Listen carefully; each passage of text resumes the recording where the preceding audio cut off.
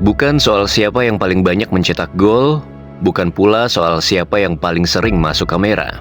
Tapi mari jujur, timnas Indonesia tidak akan berdiri setegap hari ini tanpa 3 nama. Jay Itzes, Justin Hubner, dan Rizky Ridho. 3 tembok tak bersuara yang jadi fondasi dari mimpi besar kita. Dalam setiap kisah kebangkitan, selalu ada tokoh utama yang namanya dielu-elukan.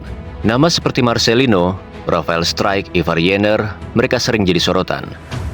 Tapi, siapa yang benar-benar melindungi punggung mereka?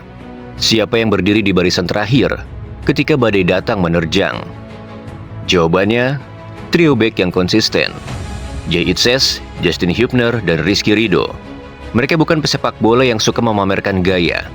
Tapi dalam diam, mereka menjelma jadi benteng yang nyaris tak tertembus. Mereka adalah alasan mengapa timnas Indonesia kini tak lagi jadi bulan-bulanan di Asia.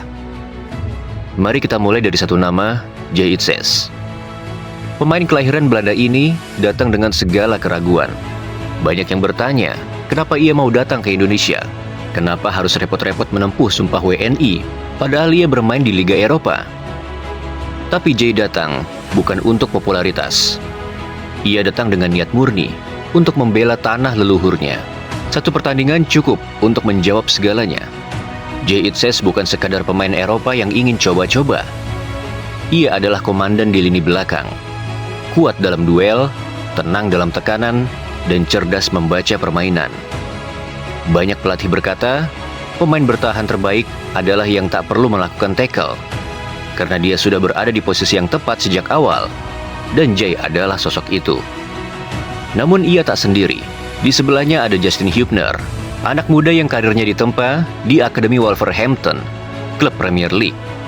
Sosok yang tampak buas dan tak gentar. Dirinya memiliki ketangkasan yang membuat lini belakang Indonesia tak lagi hanya jadi pemadam kebakaran, tapi pengatur tempo. Justin tak banyak bicara, tapi ia menunjukkannya lewat setiap tackle bersih, setiap duel udara, dan setiap intersepsi penting. Di usianya yang masih muda, ia sudah tampil seperti veteran. Dan yang melengkapi segalanya adalah Rizky Ridho. Ia bukan jebolan Eropa, ia bukan naturalisasi. Ia lahir, tumbuh, dan berkembang di tanah air ini. Dulu ia pernah dicibir, disebut belum siap, disebut sering blunder. Tapi lihatlah sekarang. Ridho bukan lagi pemain muda yang ragu-ragu. Ia adalah sosok yang matang secara mental, disiplin secara teknik, dan loyal secara emosional. Di tengah 2 pemain diaspora, Ridho hadir sebagai pengikat, sebagai representasi kekuatan anak bangsa yang tak pantang menyerah. Dan disitulah magisnya. 3 pemain dengan latar belakang berbeda, tapi menyatu dalam satu visi, menjaga mimpi Garuda.